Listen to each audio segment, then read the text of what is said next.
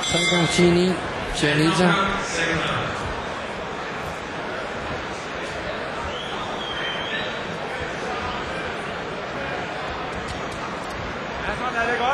Hvad skal hun da gøre? Den arme Stephanie Dobbs. Hun har alle odds imod, så har rigeligt at gøre med at gemme. Så forsøger at komme ind under armene med lidt dybt, som hun prøver på de tapper der. Det er klart, det er hendes eneste mulighed. Det er simpelthen at komme ind og prøve at lægge pres på Anita.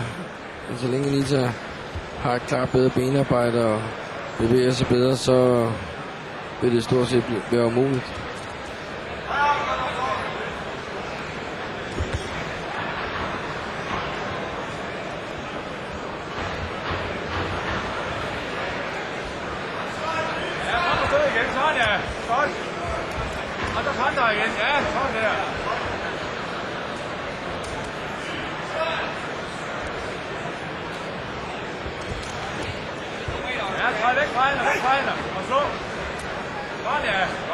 Det man måske kan savne nogle gange i kvindeboksen, det er, at de gør meget lidt ud af det dybe arbejde. Det er hovedsageligt kun i ansigtet, at man forsøger at ramme.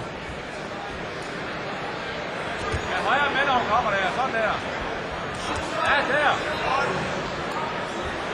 Anita kunne godt med fordel gå ind og starte med 2-3 slag i højde, og så gå ind og fyre en dyb højre uppercut eller en venstre hook til leveren.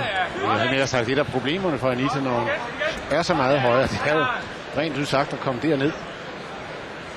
Og hun har benarbejdet og har også bevægelsen og stilen til det.